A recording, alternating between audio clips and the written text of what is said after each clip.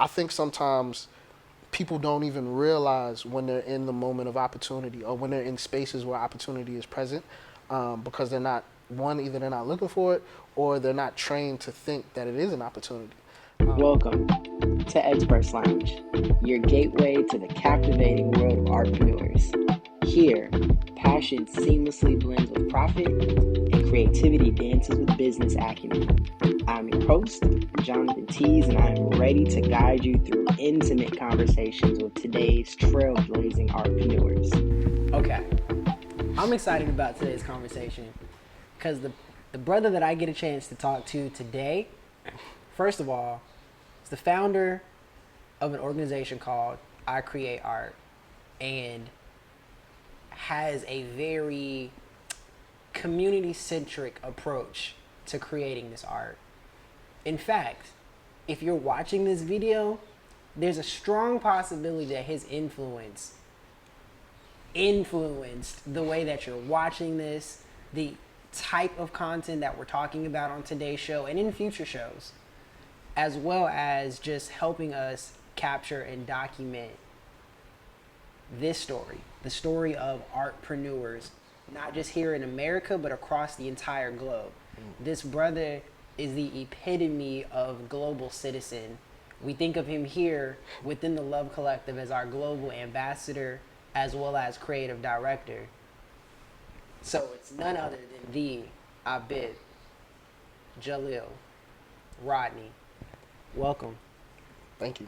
Thank you for having me. Absolutely, man. It's a pleasure to have you. Absolutely. Pleasure to be here. Okay, so let's skip the proceedings this evening. Let's just jump right into it. I'm with it. All right. Yeah. I feel like you and I look the part. Okay. Today. Okay. Yeah, absolutely. I don't believe in coincidences. Didn't call you. Right. I intentionally didn't ask what anybody was wearing. Right. But when I think of what it means to represent the diaspora, a global citizen, I feel like you are a huge champion for that. Right. And I just want to talk about what that means for you. Yeah. And why that's something that you champion. Well, I mean, it means everything to me. As a person of African descent, as a black person that exists in this world, we're inundated with images and ideas that paint us as beneath. And I was really lucky enough to kind of have an upbringing that was the complete opposite of that. My parents were both Rasta. They're both from Jamaica. And so that was a huge influence on my identity and my sense of self. And so, I grew up in America. I grew up around African Americans and all different kinds of black people from Haiti, people from wherever. And it's important for us to not feel out of place. It's important to us for us to know that we have a home, that we have somewhere we can go and let our hair down and relax and be ourselves and not have to be something that we're not in order for us to have value.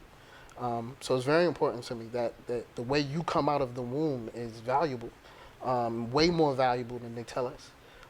And it's the reason that, quite frankly, we're here in the Western Hemisphere, because if we didn't have value, they wouldn't have took us in the first place. Man, that was a very heavy loaded, kind of statement there. I want to unpack that a little bit. Let's start by acknowledging that our existence today is a direct result of our ability to survive and the strength that comes with that, right? Everybody that is here now, like you said, in the Western Hemisphere, right. If you're watching this here from America, right. More than likely you came as a result of somebody, crossing the ocean. Not everybody was selected. Right. Not everybody survived. Right. Some chose, to either not make the trip, and we'll get into that probably in this conversation. For sure. But the fact that you're here talks about the power of a lineage. And I think that that's something that you are very big on making sure we talk about and highlight here in the Love Collective. For sure. Something that I take pride in is this idea that the people that are here, especially people from the African diaspora, are survivors. Right. And that lineage comes from people who were hand selected and then were able to survive to get to where we are in this point in time. Right. And so that legacy holds a lot of weight. And I think that's something that you bring to the team. how was that instilled to you, the importance of legacy and our lineage and giving that the respect that it deserves? Literally from the inception, man. My parents, not just because they were Rasta, but also, you know, they themselves were what you would call artpreneurs, right? My father is a musician, and him and my mom, they opened up a business called Royal Jamaican Roots. So literally, from inception, when I was born, this company was associated with my family, Royal Jamaican Roots, and so. From there, I mean, the way that they taught us, the things that they taught us about, they made sure that we knew that we come from greatness, all of us. No, not just me and my family in Jamaica, but literally all black people. So that was something that was instilled in me early. Like, you know, I was a little kid, and once you tell a kid something, like, that's it. Like, you can't erase it, you know. So once you told me I was great and that me being of African descent is what made me great, that's how I saw everybody that I came into contact with. And so a lot of times when I talk to people, I'm always fascinated about their background and their story. Well, where did your mom come from and this person come from? And it's so funny because sometimes, you know, people think they have humble beginnings and they will start to explain, well, you know, we're just from, I don't know, Mobile, Alabama, or this place or that place. And when you really start digging into their story, you realize the greatness of it and the complexity and the layers that are there. So I guess, you know, that, and then just, like I said, my upbringing and meeting people, finding out about their backgrounds, finding out about where they come from and what they do. People are just fascinating, and sometimes they don't realize it. Yeah, and I think because you have experience being from a family that isn't necessarily American, still Western Hemisphere, but not necessarily like America, there's differences in culture. So I'm curious, like, what are some of the differences you've seen in, you know, the African diaspora as it shows up in America versus other places that might be a little closer to the African continent? I have a lot in common with people from the South, I think, especially those that their family didn't move in the Great Migration. And the reason I say that is because in Jamaica, you know, we have a very village kind of mentality. Everyone comes from somewhere. Even people in the city still attached to somewhere in the countryside to some degree. And so, you know, when you have families that have been there for generations and family names and that kind of a thing, you kind of almost have no choice but to have a legacy. So, you know, that's one of the things. And then I think our cultural expression is something that I take a lot of pride in. The fact that we still have retained so much of our African culture in Jamaica, that it's like normal. You know, it's not something that's like special. Like, everyone has it. Everyone participates in it. And that would probably be the biggest difference to me. You know, growing up in America, it's not celebrated, you know, at least by the nation or by the society at large. It's not celebrated, and if it is in any kind of way, there's always a caveat to it or something that has to over-explain as to why this is valuable. That's the biggest difference that I can think of. But we have a lot of similarities. You know, like I was saying, I relate to a lot of, you know, people that come from the South that have that village kind of mentality, you know, that familial, that community mentality. That's something that I resonate with a lot. So where did this love for filmmaking and, you know, how did that humble beginnings turn into what we know as I Create Art? Man, I got to give it to my pops, yo. My pops has been in music and art, I mean, years before I was even born. I mean, if you can think of any reggae artist or dancehall artist, my pops probably know him, you know, or know them, so to speak. He's been in the game for a long time. So coming up, you know, he always used to, and he was really into tech too. So, you know, he had the first gateway computer. He was one of the first people, if not the first people I've ever seen stream online. Before that was a thing, like on Justin TV and that kind of a thing. And he always had cameras around. He was always documenting. So, you know, naturally I picked it up and I just started messing around with it and started having fun with it and shooting my own stuff, and the rest is history, really. Yeah. And so I think you can give yourself a lot more credit for the work you do as a historian and a documentarian. In fact, the first time I actually met you, one of the first times I met you was on a photo shoot for Alfred Nomad. Yeah. And I want to say it was the Fly Away video. So seeing you show up to that shoot with your rig making sure that, you know, the equipment was first working. First, Right. talk about tech, right? You come here with this giant kind of rig, making sure we get these shots that are super smooth. You know what I'm saying? Right. So there's definitely like a super robotic situation there. That's just something that stands out. Not everybody shows up to a set with that equipment. Yeah, that's true. And then, and I'm not sure which one came first, but then also documenting Love Fest, and similarly showing up to that and maintaining a high level of professionalism, and just a way that you work about that. How much of your influence, your cultural influence, shows up in the way you show up as a creative director and a historian?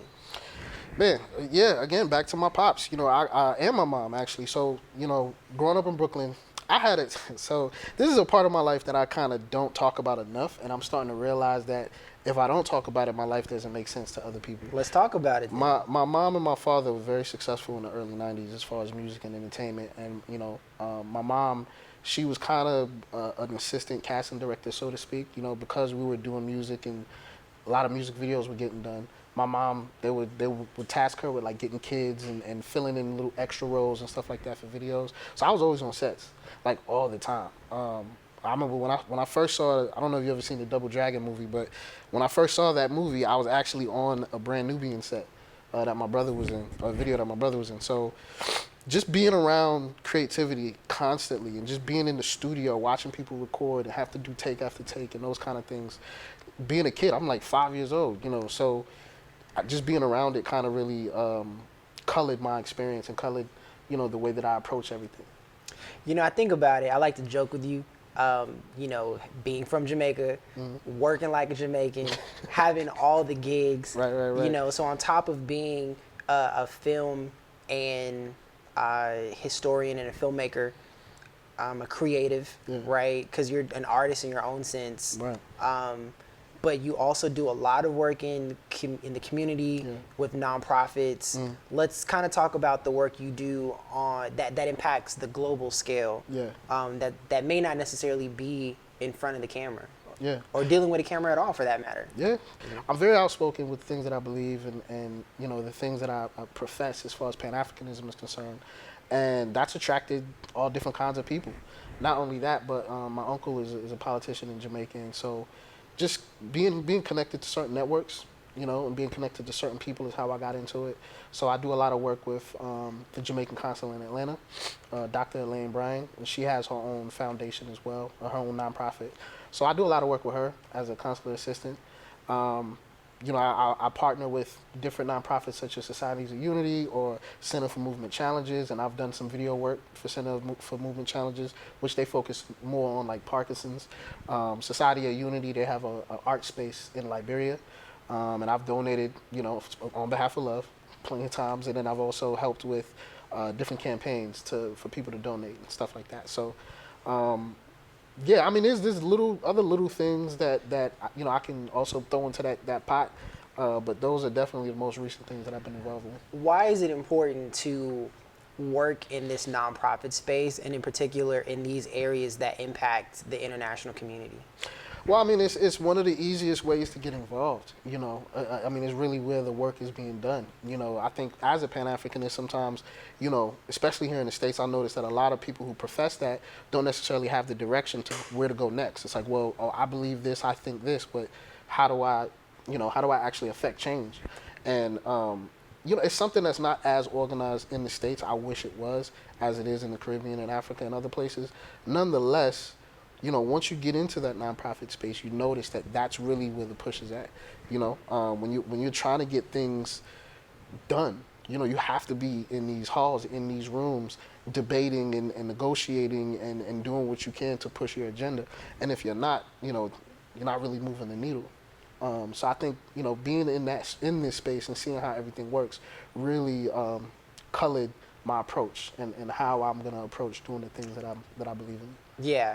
I appreciate your approach and what you bring to the team from a Love perspective, because it is rooted in that community, like you said, that communal situation. And that's something that we've put a lot of emphasis on as a direct result of projects and initiatives that you spearhead for us. So I think it definitely shows through, even in the work that you do with us. What you bring to the table, I think, has so much value, especially to us as a team. I appreciate it, man. Absolutely, man. I think in the early days we struggled to find what unity meant as separate creatives looking to work together, but really kind of understanding the dynamics of what teamwork and synergy and shared resources look like for individuals contributing into like a corporate situation. My favorite conversations to have with you involve the business and the hustle side of you know, getting to it. We always like to talk about having Aries energy and what that means. So what does that mean? Like how can you translate that into something that somebody watching this can understand, like that hustle? How do you describe, you know what I'm talking about? I do. How do you describe that in words? Fearlessness. Just not being afraid to try, to do it. You know what I'm saying? Not being so caught up in how it looks or how it feels, like just executing, really. That energy of and I think we all know the energy. It's like, you know what I'm saying? We all kind of feel highly about ourselves in those moments, but a lot of times, you know, we're conditioned to turn that down a little bit. And that just wasn't my conditioning growing up. My conditioning was the opposite, to show up and to be present, you know what I mean? And so I think sometimes people don't even realize when they're in the moment of opportunity or when they're in spaces where opportunity is present, because they're not, either they're not looking for it or they're not trained to think that it is an opportunity. You know, you just have to seize the moment. And a lot of times I'm just in the right place at the right time, but it's also about me actually stepping up and putting that work in and not being afraid to also be humble, right? And be humble in my work, meaning if I'm, you know, somewhere and I don't know, a light or fixture needs to be moved, or, you know, I'm not afraid to get into the dirt and do the grunt work. And I think that's also something that has really helped me along in my career. Just not being afraid to just get out there and just do it. Yeah, and I think because you do so much, there's an opportunity to leverage your background and the technology aspect of that, you know, as we progress forward. And I think that's something that you also bring to the table to increase your capacity. So how does your work in the IT space allow you to show up? Like, how do you use that skill set beyond just your 9-to-5 workspace? Man, being in IT, which is kind of a new thing to me. I just got into IT maybe about 2 or 3 years ago, but it really taught me so much about organization and systems and how they work. And so the way that translates into the work we do is that it's helped me really organize all of our work and organize how we do things in a way that is easy to understand for everybody, right? It's not convoluted, it's not complicated, it's very basic and to the point, and it makes sense, right? So I think that has really helped me immensely. And to think about things that I wouldn't normally think about, like cybersecurity, just different things that most people are not really thinking about when they're starting an organization. So I think that's the way that it's translated for me. Something that's kind of been underlying that we haven't really pressed on is really a difference in ideology and thought processes. And when you hop into a space like IT, especially if you're coming from not IT, it requires you to alter your thought process and your approach. But let's take that back to the global perspective, right? What are some differences in thought processes that people who've never left the country per se might not be aware of, that other people that look like us may not necessarily think like us? What are some disconnects there? I think one of the biggest disconnects with being in America and being outside of America is understanding the relationship between the exploited and the people that benefit from it. I think sometimes, you know, when we talk about our struggles with African Americans versus Jamaicans, we don't even realize how connected that is. You know, for instance, Jamaica, you know, we export a lot of bauxite, which is used for aluminum.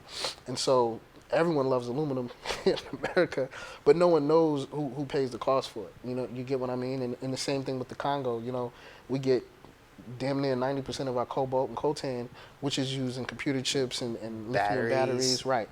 And so without that little 12-year-old going into a mine and mining cobalt and coltan, we wouldn't have all the great technology that we know and love. And so we don't connect those dots. We read about it. We know that Africa is exploited, that the Caribbean is exploited, and we know that it's black and brown people that's doing that grunt work. But we still somehow don't connect that to our current reality in the first world, in America, in the UK, or wherever the case may be. We don't understand that relationship. And so we think there is no relationship. We think that it doesn't connect, and that somehow what we're going through in America is completely separated from the rest of the globe and the rest of the global African family, and it's not. And that's where the Pan-Africanism is so important. Right. So let's talk about that for a second. Mm-hmm. For those that don't understand, how do you define Pan-Africanism? Pan-Africanism literally is blackness, because we didn't come here as black, right? We came here as Ashanti, as Yoruba, as Igbo, as Mende, as all these different ethnic groups, right? And so once we got on the plantation and we had to commingle, right? We created this new expression of self, the idea of blackness, the idea of us being one community. So from its inception, blackness is Pan-Africanism. There is no blackness without Pan-Africanism, right? There's no freedom without Pan-Africanism. There's no freedom without unity. If there wasn't some kind of idea of us pooling our resources and coming together, we wouldn't be sitting here having this conversation. Okay, so, but the thing is, what you just said is so heavy and it's convoluted. Mm-hmm. And so if a person isn't naturally inclined like you are, or naturally conditioned to want to unpack or just want to dive into that, it's very easy to gloss over. Absolutely. So for a person who might come across this video and empathize with what you said, the exploitation, right, and want to support, whether they're black or otherwise, how do they start? You know what I'm saying? It feels like it's such a heavy conversation. Like, what direction do you tend to point people to? I think it just starts with self. It starts with community. I don't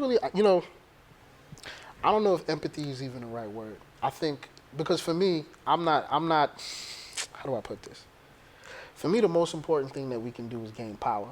Power, if we're not talking about power, we're not talking about anything, right? And power is literally everything. And power comes from community.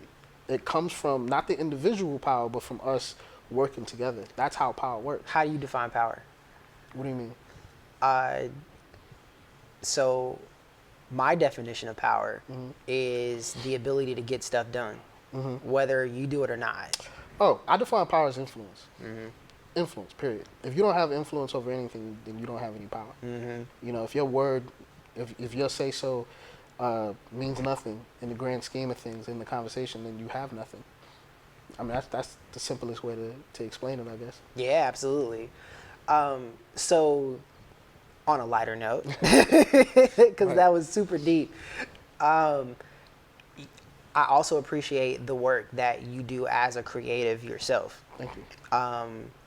One of my first visual conversations you shot and edited was covering Div, and we delved into the storytelling aspects of him making coffee, and it was just really well produced. If you haven't seen it, highly encourage you to check it out. It's a great conversation, but more so a great representation of the work that Bib does on a constant basis for love and for other people.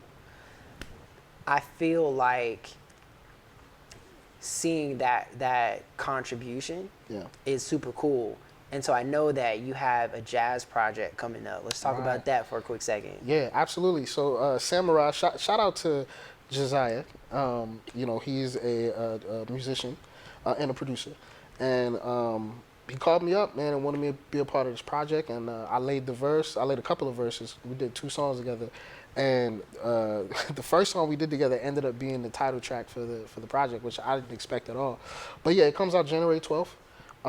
There's going to be a free show as well at Gallery 992. And it's some amazing musicians, amazing artists that's on this project. It's going to be dope. But it's going to be a visual art project. So it's all, it's going to be like a whole movie, if you will, of us performing the various tracks on the song, on the compilation. Absolutely. I mean, and to be quite honest, like, you're involved in the setup of this shoot that we're doing right now. Right. So let's talk about some of the projects that you do with love, for love. Yeah, absolutely. So right now we're working on the Love documentary, pretty much documenting our story, how we got to this point. But in the immediate, right, we've been documenting AJ. You know, he just came back from Ghana. He, you know, took a lot of footage out there. He shot a couple music videos. So right now we're kind of putting that whole project together to present it to the world. And you know, collectively, you know, we working on the next Love Fest, man. So you know, we got some things in the works. Pretty cool. Like I said, man, we're dressed appropriately. You know what I'm saying? Right. International vibes. Right. You know, let's get the business, let's get the money, let's get the marketing. You know what I'm saying? Right. Poppy collar. Absolutely. No, I definitely appreciate. Like I said, you bring such a the importance of synergy and togetherness. Yeah. That's something that I think is understated. Yeah. In just it's not taught. Yeah. You know, and it's not necessarily the most culturally norm, especially for Black and brown people, right? Yeah. We can get it. We don't have to get into the systemic aspect of For like sure, for why sure. that is, but there's a lot of reasons Yeah. why that happens. And so having somebody who has a slightly different perspective, right, to talk about diversity, the Yeah. importance of diversity, and bringing what you bring to the team allows us to look at things and find a way to find a happy medium sometimes, Word. which I think is awesome. Word up. I appreciate that, man. Yeah, man. So look, let's tell the people where to find you, where to check out any other projects. Yeah, word. You can find me at iCreateArt.atl on Instagram. You can find me at Abib Rodney, Rodney, on Facebook. You can find us at WeSpreadLoveLXVE.com. WeSpreadLoveLXVE on Instagram. Yeah, man, check us out. All right, well, give it up for my man Bib. Word. I am the expertise on social media. That's the expertise, TheExpertease, like my last name, the expertise on Instagram, Facebook, LinkedIn, all the social media platforms. But until the next time I see you, I wish you peace, love, and always seek expertise.